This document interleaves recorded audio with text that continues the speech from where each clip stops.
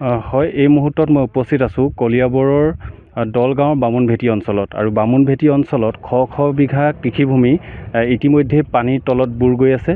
মিছাজুৰি আৰু ডিজু ভেলী নৈৰ বাঢ়নি পানীয়ে কলিয়াবৰৰ বিভিন্ন ঠাইত এক আলোড়নৰ সৃষ্টি কৰিছে। বাঢ়নি পানীয়ে বিভিন্ন ধৰণৰ শস্য, কৃষিপথাৰকে আদি কৰি ঘৰ দুৱাৰ বিভিন্ন ধৰণৰ মানে পানীয়ে ভৰপূৰ হৈ গৈছে।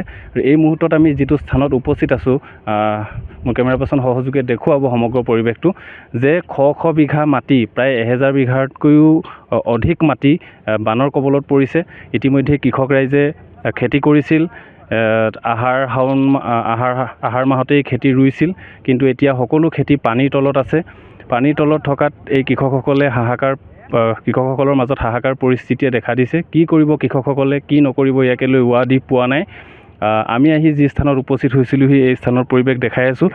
এই মুহূৰ্তত এই ঘটনাৰ সবিশেষ জানিবৰ কাৰণে এগৰাকী স্থানীয় কৃষক মোৰ সৈতে আছে। মই তেখেতৰ সৈতে জানিবলৈ চেষ্টা কৰিম। হয়, মই পোনপ্ৰথমতে নিউজ প্লাছৰ আপোনালোকৰ গোটেই টীমটোকে মই ধন্যবাদ জনাইছোঁ। লগতে আমাৰ নিউজ লাইভৰো যিসকল পৰ্টেল সাংবাদিক আছে তেখেতসকলকো মই ধন্যবাদ জনাইছোঁ।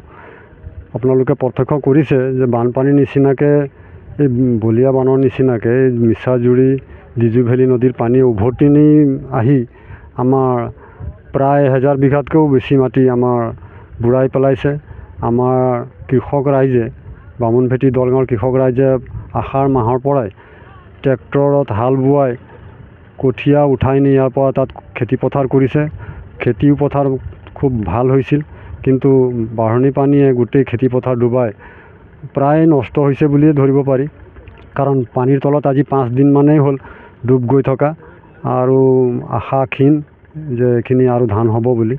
গতিকে মই আমাৰ ৰাজহ মন্ত্ৰী তথা স্থানীয় বিধায়ক তথা বিভাগীয় বিষয়াসকলক, আমাৰ কৃষিমন্ত্ৰী ডাঙৰীয়াকো মই অনুৰোধ জনাইছোঁ যাতে এই বিষয়ে কিবা চিন্তা চৰ্চা কৰি এই দুখীয়া কৃষকখিনিক যাতে কিছু সকাহ দিব পাৰে, তাৰে প্ৰাৰ্থনাৰে মই আমাৰ সমূহ দলগাঁও বামুণভেটি ৰাইজৰ হৈ মই আবেদন জনাইছোঁ।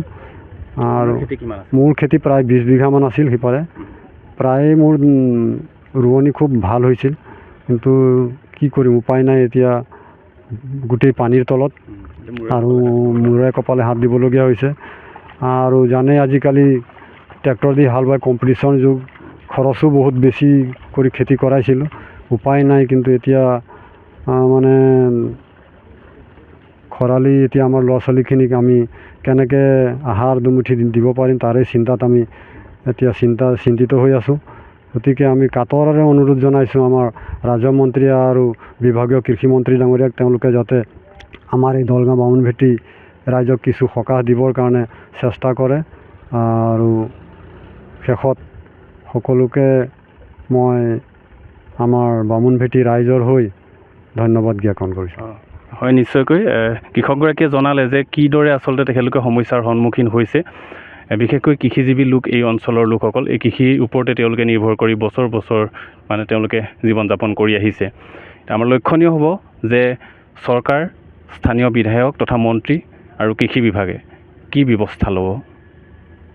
যিকোনো খবৰৰ বাবে যোগাযোগ কৰক 9181 307 221 আমাৰ এই নম্বৰত।